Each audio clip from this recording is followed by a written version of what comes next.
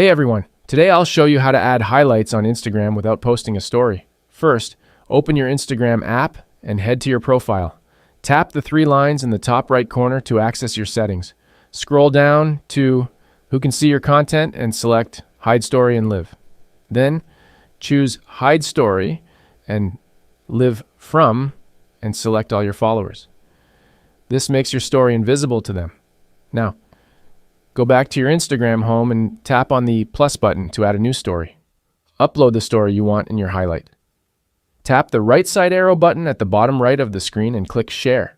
After that, add your story to the highlights and click Done. Since your story is hidden from all your followers, nobody will see it live.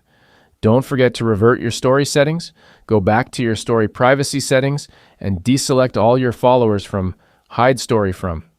This way, your future stories will be visible to your audience as usual. And that's it. If you found this video helpful, please give it a thumbs up and subscribe for more updates.